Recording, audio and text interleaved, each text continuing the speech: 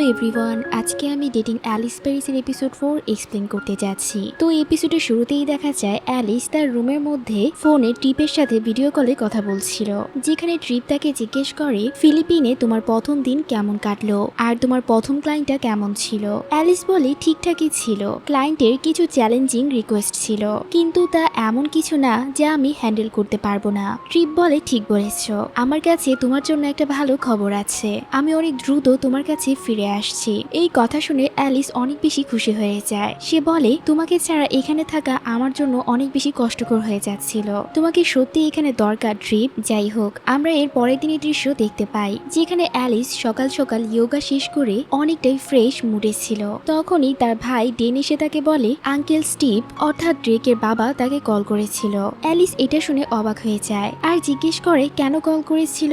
ডেন বলে আমি তো জানি না, সে শুধু বলেছে যেন তুমি তার সাথে গিয়ে দেখা করো। অ্যালিস এরপর ফোন চেক করে দেখে স্টিভ আঙ্কেল তাকে ইতিমধ্যে 5 বার কল করে ফেলেছে। সে তাড়াতাড়ি করে কলটা ব্যাক করে, কিন্তু ফোনটা যে রিসিভ করে সে আঙ্কেল স্টিভ ছিল না, সে ছিল ড্রেক। অ্যালিস ড্রেককে বলে ফোনটা কি আঙ্কেল স্টিভকে দেওয়া যাবে। ড্রেক বলে কেন। অ্যালিস বলে আমার জিজ্ঞেস করা দরকার ছিল সে কেন আমার সাথে দেখা করতে চায়। ড্রেক বলে আমি জানি না, আর আমি ফোনটা তাকে দিতেও চাই না। অ্যালিস তাকে রিকোয়েস্ট করতে থাকে। তখন ড্রেক বলে আজকে আমার ছোট ভাই ইতোসের জন্মদিন। আর এই কথা শোনা মাত্রই অ্যালিস একটা বাজে শব্দ মুখ থেকে বের করে, আরে এই দিনটা আমি কিভাবে ভুলে গেলাম, তুমি আবার কবে থেকে এইসব ভাষা ব্যবহার করতে শুরু করেছো। অ্যালিস বলে কবে থেকে জানি না, আর তোমার এটা নিয়ে মাথা না ঘামালেও চলবে। তুমি কি আঙ্কেল স্টিভকে একটু বলবে যে আমি একটু পরেই তার কাছে আসছি। অ্যালিস সাথে সাথে ফোনটা কেটে দেয় আর নিজের উপরই বিরক্ত হতে থাকে যে সে কিভাবে ইতোসের বার্থডে ভুলে যেতে পারে। এর পরের দৃশ্যে আমরা ট্রিপ আর অ্যালিসকে আবারও কথা বলতে শুনি,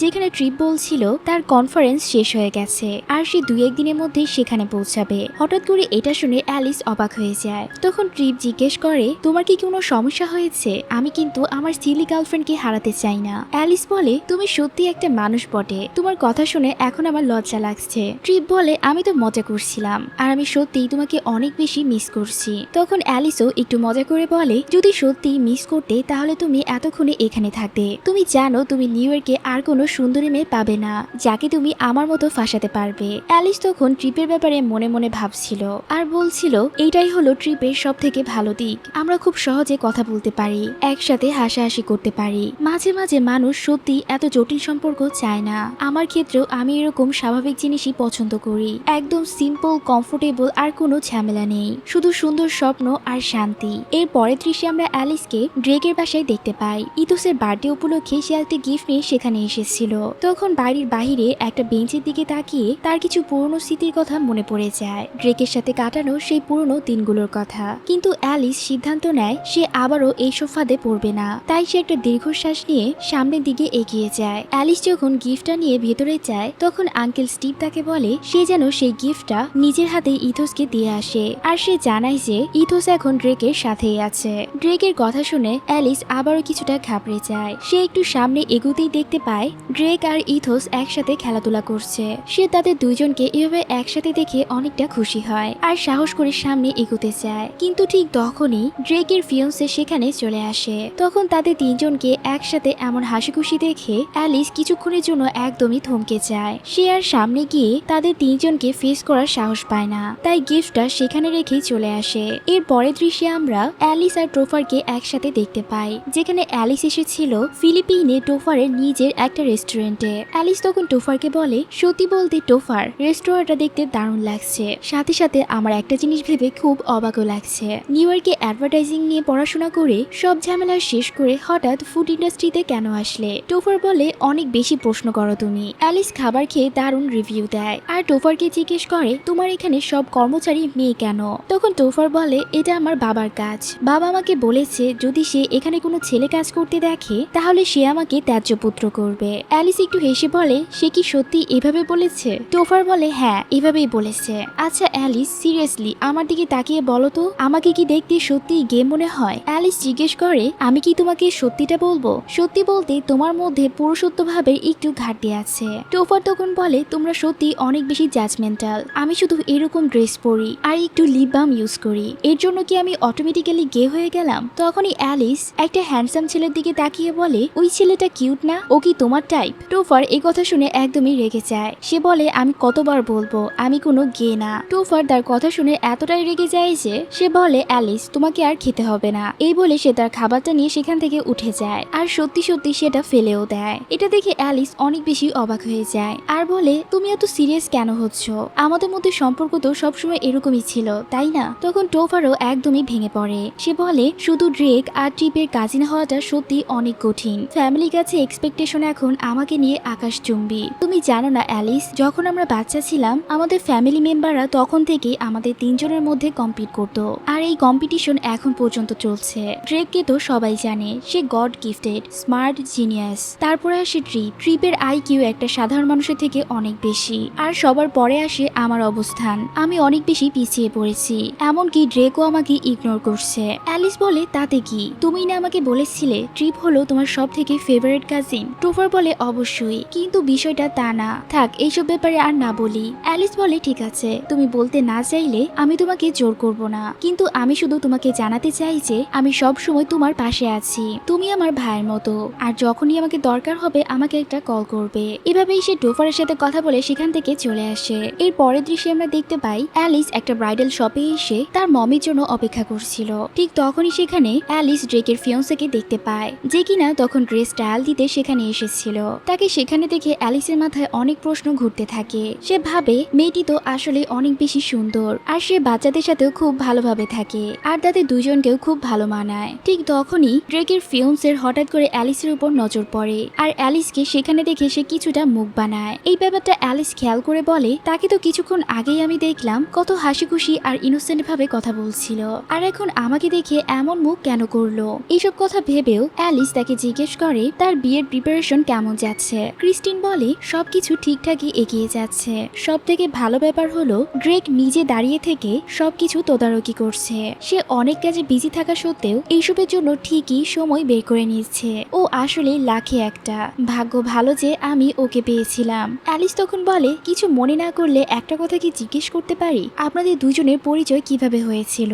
তখন তার ফিয়ন্সে বলে ও আচ্ছা, কলেজ লাইফে আমরা একই অর্গানাইজেশনে ছিলাম। সত্যি বলতে শুরুতে আমাদের তেমন কথা হতো না, কিন্তু আমাদের একজন কমন ফ্রেন্ড ছিল, তাই বিভিন্ন ইভেন্টে আমাদের দেখা হতো। তারপর হুট করে আমাদের দুজনের মাঝে বন্ডিং হয়ে যায়, আমরা ফ্রেন্ড থেকে বেস্ট ফ্রেন্ড হয়ে যাই। আসলে ওর পরিবারের সাথেও আমার খুব ভালো সম্পর্ক হয়েছিল, বিশেষ করে ছোট ভাই ইথোসের সাথে। ওরা আমাকে প্রায় ওদের বাসায় ডাকতো, তাই আমি ইথোসের সাথে খেলার সাথে হয়ে গিয়েছিলাম। কথার মাঝে সে একটু পানি খায়, এরপর আবারও বলতে শুরু করে। সে বলে যেহেতু আমরা সবসময় একসাথে থাকতাম তাই স্বাভাবিকভাবে আমাদের দুজনের মনে একে অপরের জন্য ফিলিংস তৈরি হয়ে যায়। ও আমাকে আগে প্রপোজ করে, তারপর আমিও ওকে হ্যাঁ বলে দেই। ঠিক 2 বছর আগে সেপ্টেম্বরের 13 তারিখ শুনেই অ্যালিস অনেকটা অবাক হয়ে যায়। স্টিনসন বলে হ্যাঁ, এতে অবাক হওয়ার কি আছে? অ্যালিস বলে কিছু না। অ্যালিস তখন মনে মনে ভাবে ট্রিপের সাথে আমার অ্যানিভার্সারিও ওই একই দিনে হয়েছিল। কি অদ্ভুত মিল, এত বড় কোইন্সিডেন্ট কিভাবে হতে পারে? অ্যালিস মনে মনে আরো ভাবতে থাকে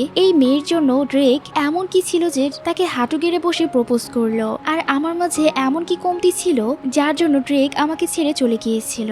তখনই সে মেয়েটি বলে ওঠে তুমি কি কখনো ড্রেকের অফিসে গিয়েছো? ডিসিএল বিল্ডিং এ কিন্তু তার অফিস। অ্যালিস বলে না, ওভাবে সেখানে যাওয়া হয়নি। অ্যালিস তখন বলে আরে আমি এসব কি আজে বাজে ভাবছি, আমার লাইফে তো অলরেডি ট্রিপ আছে, আমি কেন এখানে শুধু শুধু নিজেকে ওর সাথে তুলনা করছি। এর পরের দৃশ্যে আমরা দেখতে পাই অ্যালিসের সেই কাপকেক শপের উদ্বোধনী অনুষ্ঠান ছিল, যেখানে সবাই তাকে উইশ করতে সেখানে এসেছিল।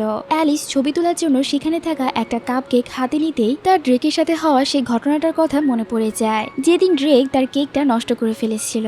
যাই হোক, এর পরপরই তার কাছে ট্রিপের কল আসে, সেও তাকে তার শপের জন্য অভিনন্দন জানায়। আর অ্যালিস তখন চলে আসে টোফারের সাথে দেখা করতে, সাথে তার জন্য কিছু কাপকেকস নিয়ে। সে টোফারকে এসে বলে আসলে আমি আঙ্কেল স্টিভের বাসায় যাচ্ছি ইথোসের সাথে কিছুটা সময় কাটাবো বলে। তখন টোফার বলে তুমি শুধু এত দূর থেকে আমাকে এই কথাটা বলার জন্য এখানে এসেছো? অ্যালিস বলে না, আমি আসলে জানতে এসেছি যে ড্রেক সেখানে কখন থাকবে। টোফার এই কথাটা শুনে বলে অ্যালিস তুমি কি আবারও শুরু করলে? ট্রিপ কিন্তু এটা জানলে ভীষণ রেগে যাবে, আমি এখনই ট্রিপকে ফোন করে জানিয়ে দিচ্ছি। অ্যালিস বলে থামো তো, আমি শুধু জানতে চাচ্ছি ও ওখানে আসবে কিনা, যাতে আমি ওকে এড়িয়ে চলতে পারি। আমি সত্যি ওর মুখটা আর দেখতে চাই না, আর আমি এটাও ভালোভাবে জানি যে পুরো দুনিয়ার খবর তোমার কাছে থাকে। টোফার বলে হ্যাঁ, এটাকে বলে দূরদর্শিতা। ড্রেক রাত 9টার দিকে বাড়িতে থাকবে, সো তুমি দিনের বেলা তার সাথে দেখা করে আসতে পারো। অ্যালিস তাকে ধন্যবাদ জানিয়ে সেখান থেকে চলে আসে। অ্যালিস এরপর সেখানে গিয়ে প্রথমেই আন্টি ক্যাটরিনার সাথে দেখা করে। অ্যালিস সেখানে গিয়ে খেয়াল করে সে যে খেলনাটা তার বার্থডে দিন এনে দিয়েছিল সেই খেলনা ট্রেনটা দিয়ে ইথোস তখন খেলছিল।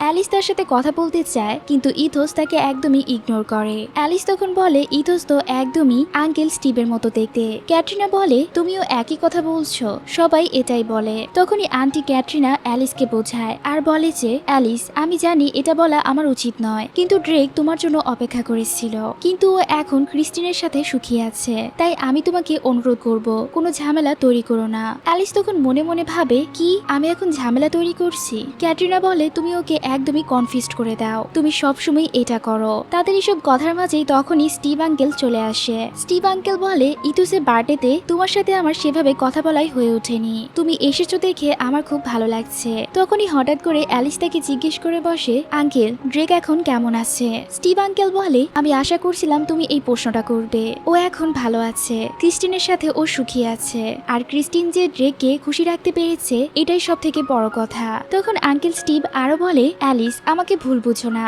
আমি সবসময় ড্রেকের জন্য তোমাকেই চেয়েছিলাম, কিন্তু ক্রিস্টিন ওর প্রতিও আমার কোনো ক্ষোভ নেই যতক্ষণ ড্রেক সুখী আছে, আর আমি জানি ও কখনো ড্রেককে ছেড়ে যাবে না। তখন অ্যালিস বলে আঙ্কেল আপনি টেনশন নেবেন না, আমাদের চ্যাপ্টার ক্লোজ, ও সুখী থাকলে আমিও সুখী। তখন আঙ্কেল স্টিভ বলে ওরা তো ক্লাসমেট ছিল, আরো প্রায়ই আমাদের বাসায় আসতো, এভাবে ওদের মাঝে ঘনিষ্ঠতা বাড়ে। ক্রিস্টিনই একমাত্র মেয়ে যে কিনা ড্রেককে তার অন্তর্মুখী স্বভাব থেকে বের করে আনতে পেরেছিল, সেজন্যই আমিও ওকে পছন্দ করি। এটা শুনে অ্যালিস মনে মনে ভাবে আমি কি তাহলে ড্রেকের উপর কোনো ভালো প্রভাব ফেলতে পারিনি, আমি তো কখনো ওকে খারাপ কিছু শেখাইনি, আমি পড়াশোনা হয়তো অতটা ভালো ছিলাম না, কিন্তু তার মানে এই না যে আমি একটা ব্যাড ইনফ্লুয়েন্স ছিলাম। আঙ্কেল স্টিভ অ্যালিসকে বলে তুমি এত কি ভাবছো। অ্যালিস বলে কিছুই না, আমি শুধু জানতে চাচ্ছিলাম ওরা কবে থেকে রিলেশনশিপে জড়িয়েছিল।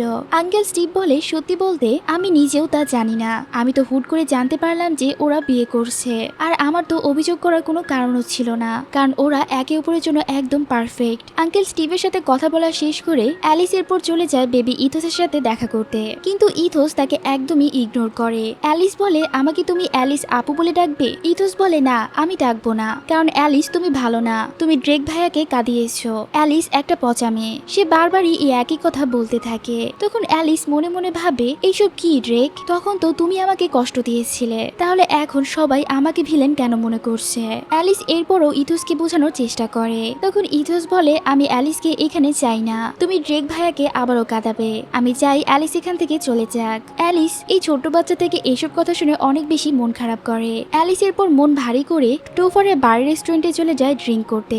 সেখানে টোফার তাকে মনে করিয়ে দেয় যে কি ব্যাপার, তুমি কি আবারও সেই 4 বছর আগের মুডে চলে গেছো। এর সাথে সাথে আমাদের 4 বছর আগের একটা ফ্ল্যাশব্যাক দেখানো হয়, যেখানে দেখা যায় অ্যালিস ড্রেককে ভুলবার জন্য সারা রাত পার্টিতে মগ্ন থাকতো, সে কারো কথা শুনতো না। তখন টোফার তাকে অনেক বোঝানোর চেষ্টা করত যে সে ড্রেককে ভোলার জন্য যা করছে তা একদমই ঠিক না। এরপরে দৃশ্য আবারও ফিরে আসে বর্তমান সময়ে, যেখানে অ্যালিসের ভাই ডেন তাকে ঘুম থেকে ডেকে তোলে। অ্যালিস যখন জানতে পারে তখন মাত্র সকাল 7টা বাজে, তখন সে ডেনের উপর কিছুটা খেপে যায়। ডেন বলে আমি তো তোমাকে শুধু এটা জানাতে এসেছিলাম যে আমরা কয়েকদিনের জন্য বাইরে যাচ্ছি, আর মা বলেছে তুমি যেন সাবধানে থাকো। অ্যালিস বলে কোথায় যাচ্ছ, তোমাকে ছাড়া আমি কিভাবে থাকবো।